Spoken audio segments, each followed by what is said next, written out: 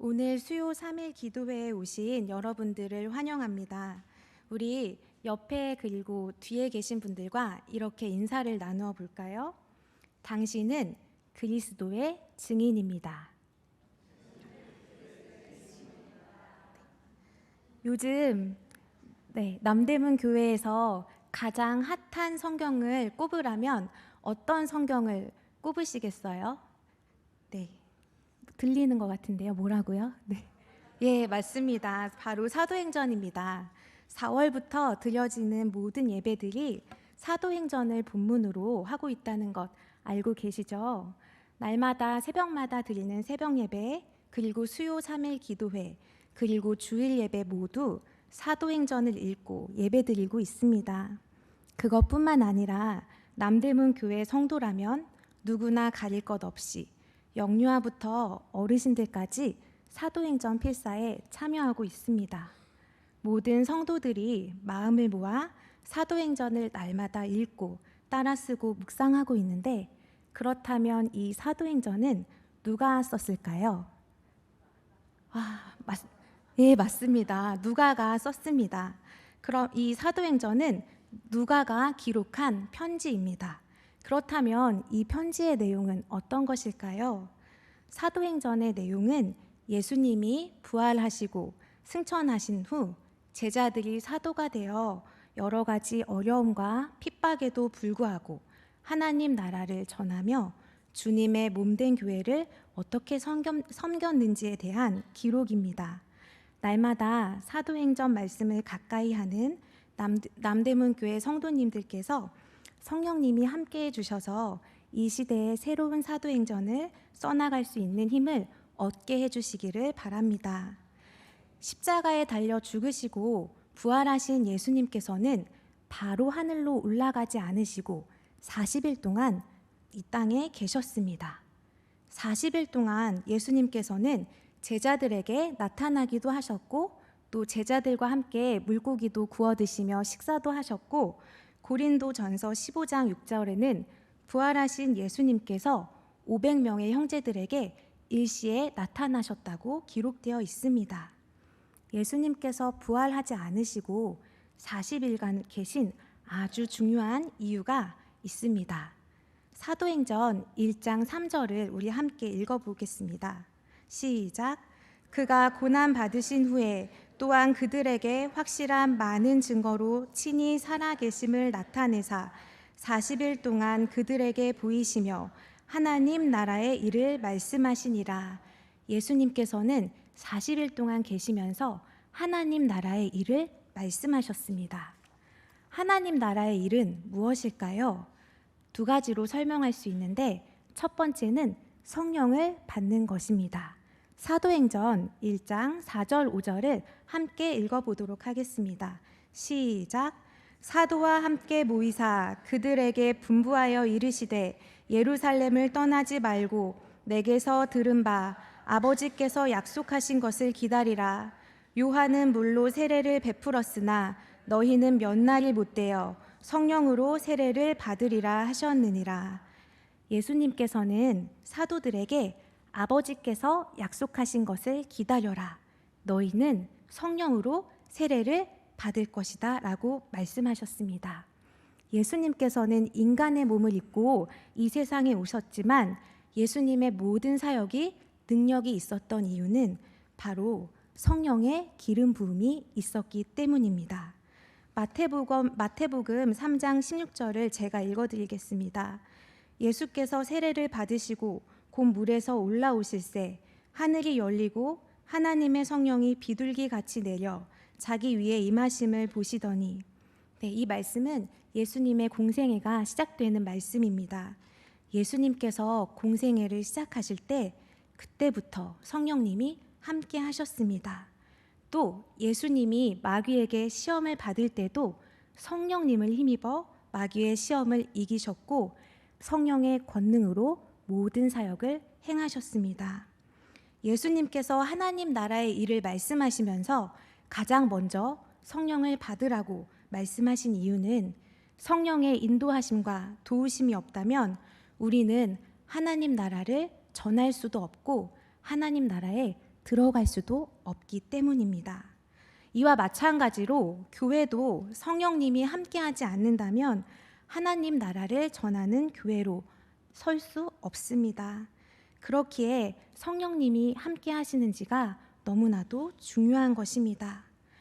그러므로 주님을 따른다고 고백하는 성도와 교회는 매 순간 성령 안에 거하고 있는지 점검해야 할 필요가 있습니다.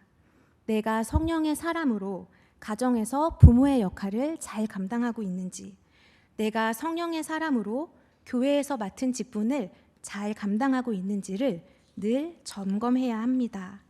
그렇다면 성령님과 함께한다, 성령 안에 거한다는 것은 무엇일까요? 성령을 받은 사람과 그렇지 않은 사람이 눈으로 우리가 볼 수 있게 표시가 있는 것도 아니고, 성령을 받았다는 것, 성령이 함께한다는 것을 우리가 어떻게 알 수 있을까요? 쉽게 말하면 삶의 모든 부분에서 성령님을 의식하고 살아간다면 그것이야말로 성령 안에 거하고 있는 것입니다. 여기서 중요한 것은 모든 부분입니다. 내 삶이 순탄하거나 기쁜 일이 있고 성공을 경험했을 때는 나를 도와주시는 성령님이 나와 함께 하신다고 고백하기가 쉽습니다. 그렇지만 실패와 고통 가운데서도 성령님의 뜻이 있다고 겸손하게 받아들이는 것은 쉽지 않습니다.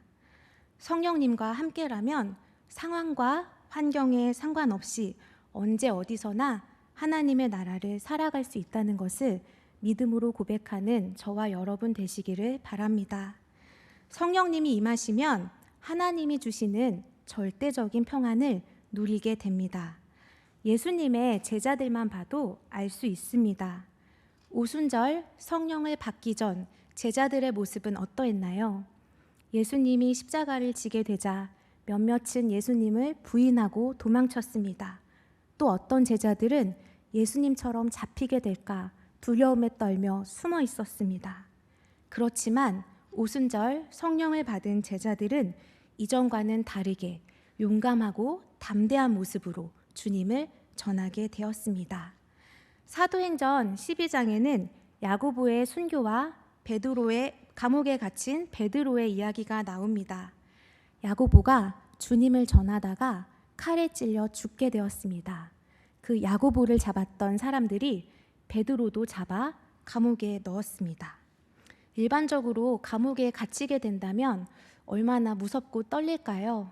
아, 나도 이제 죽게 되는구나 하고 죽음을 직감하고 굉장히 두려움에 떨고 있어야 할 텐데, 베드로는 어찌나 평안하던지 감옥에서 깊이 잠이 들었습니다. 얼마나 깊이 잠들었냐면 천사가 옆구리를 쳐서 깨워야 할 정도로 아주 깊은 잠을 자고 있었습니다. 여러분, 걱정과 근심이 많으면 밤에 쉽게 잠이 잘 오지 않는다는 거 알고 계시죠?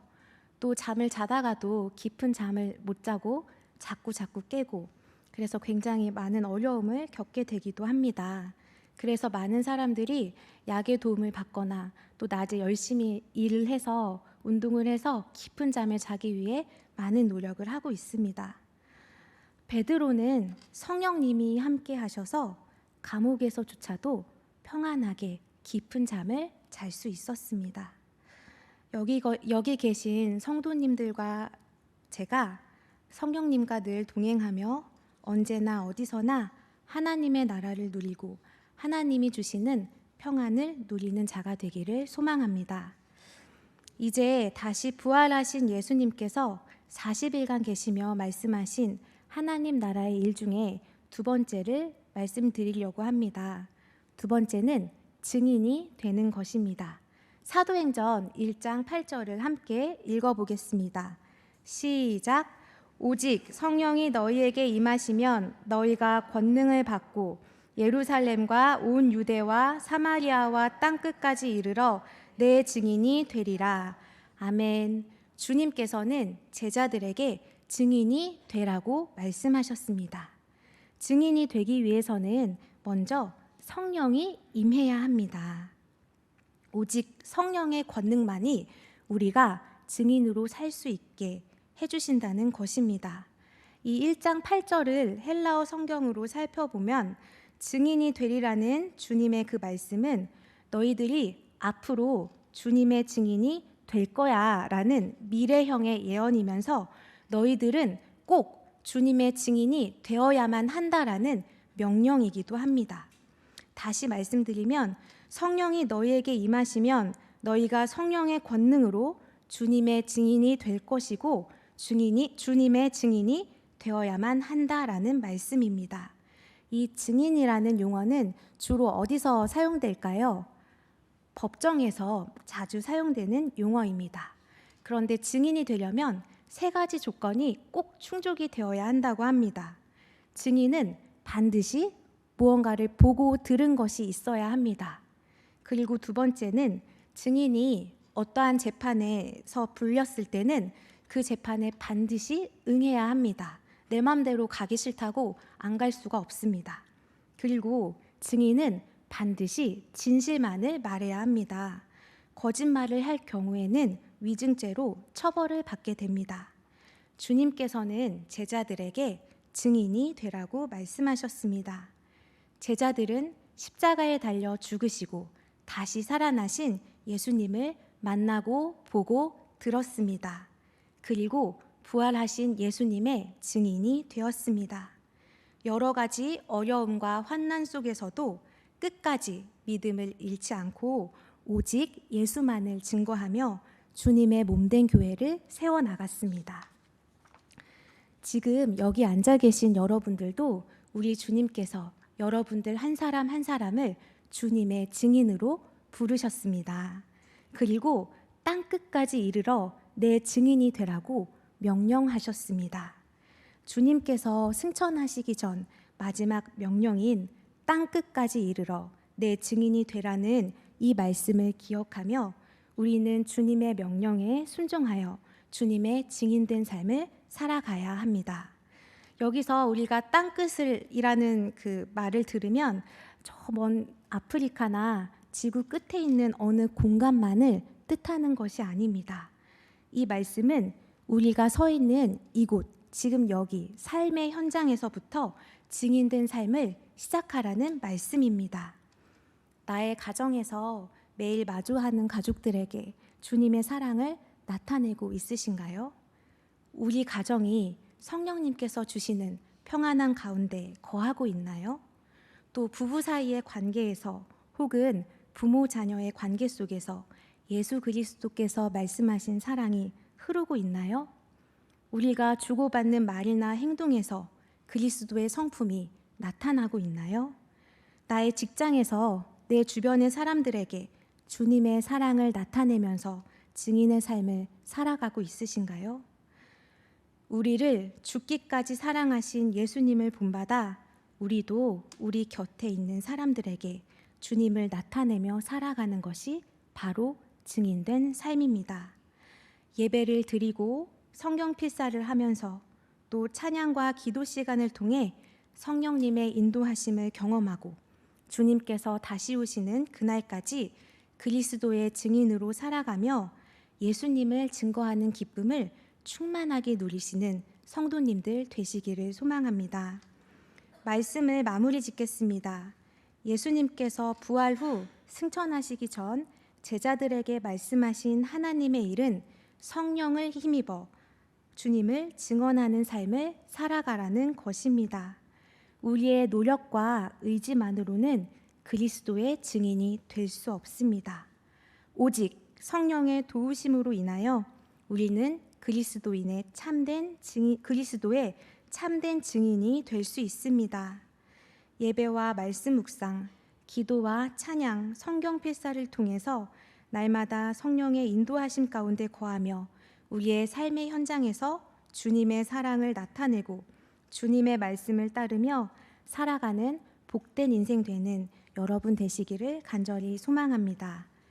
기도하겠습니다. 참 사랑의 하나님, 감사합니다. 죄로 얼룩져 소망 없는 우리에게 성령님을 보내주시고 성령님의 도우심 가운데 우리가 주님을 증거하는 증인으로 살아가게 하시니 감사드립니다.